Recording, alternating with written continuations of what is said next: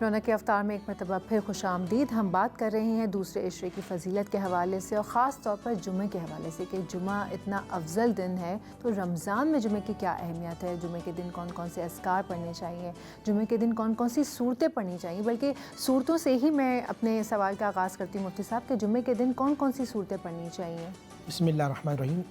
دیکھیں، اگر کوئی شخص اپنے والد یا والدہ کی قبر پہ جا کے سورہ یاسین کی تلاوت کرتا ہے، حدیث کے مطابق پڑھنے والے کی بخشش ہو جاتی ہے۔ یعنی کہ ماں باپ دنیا سے جانے کے بعد بھی اتنی رحمت ہیں کہ جو ان کی قبر پہ جاتا ہے سورہ یاسین پڑھتا ہے، اللہ بخشش فرما دیتا ہے۔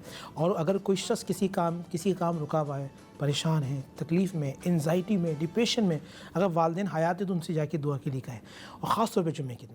ورنہ اگر انتقال ہو چکا ہے، جمعے کے دن کی قبر پہ جا کے سورہ یاسین پڑھ کے دعا مانگے گا، اللہ سبحانہ و تعالیٰ اس کی دعا قبول فرمائیں گے۔ اسی طرح رزق کے حوالے سے خاص طور پہ سورہ واقعہ کا حوالہ دیا جاتا ہے کہ سورہ واقعہ پڑھیں۔ لیکن سورہ واقعہ ہی کیوں؟ اتنی ماشاءاللہ اتنی ساری صورتیں، یا سورہ یاسین قرآن شریف کا دل کہلاتی ہے، تو سورہ واقعہ ہی کیوں؟ ہاں، بہت اچھا سوال ہے آپ کا۔ دیکھیں، اس کی وجہ یہ حضرت عبداللہ ابن مسعود رضی اللہ تعالیٰ اس کے راوی ہیں۔ وہ بیمار ہوئے تو حضرت عثمان غنی ان کے پاس گئے، کہنے لگے کہ آپ بیمار ہیں، میں آپ کو کچھ بیت المال سے کچھ مال دینا چاہتا ہوں۔ اب میں فرمایا نہیں، مجھے اللہ کے نبی خزانہ دے کے گئے، اللہ کے نبی خزانہ۔ تو حضرت عثمان غنی کو بڑا تجسس ہوا کہ اللہ کے نبی خزانہ دے کے گئے۔ فرمایا کون سا ایسا خزانہ دے کے گئے؟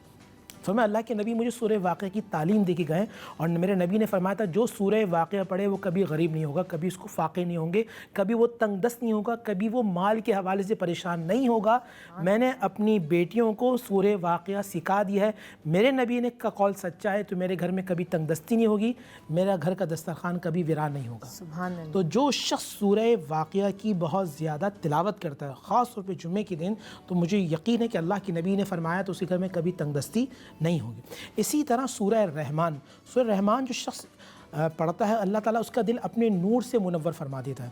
اور میں پھر یہ کہوں گا کہ سورہ رحمان سمجھ کر پڑھے گا، یا سورہ واقعہ بھی سمجھ کر پڑھے گا۔ سورہ واقعہ کے اندر بھی 3 گروہوں کا تذکرہ ہے، اس لیے سورہ رحمان ہو گئی۔ سورہ مزمل ہے، آیت الکرسی ہے، اور آیت الکرسی ہم نے آپ کے پہلے پروگرام میں بھی کہا تھا کہ جو شخص آیت الکرسی کو عادت بنا لیتا ہے اور فرض نماز کے بعد اس کا عادی ہوتا ہے، اس کو اس وقت تک موت نہیں آتی جب تک وہ جنت میں اپنا محل نہ دیکھ لے۔ سبحان اللہ، سبحان اللہ۔ مطلب ہر سورہ کی اپنی فضیلت، اپنی اہمیت ہے، اور ہر سورت کی اتنی امپورٹنس ہے۔ میں تو دیکھتی ہوں کہ آپ سورہ واقعہ لے لیں، سورہ یاسین لے لیں، سورہ مزمل لے لیں، آپ کوئی سورت اٹھائیں آپ کو لگے گا یہ اس خاص وقت کے لیے، آج کے وقت کے حساب سے وہ سورت آپ کے لیے بنائی گئی، اور جب بھی پڑھیں ٹرانسلیشن کے ساتھ پڑھیں، سمجھ کر پڑھیں تو بہت اچھا رہے گا۔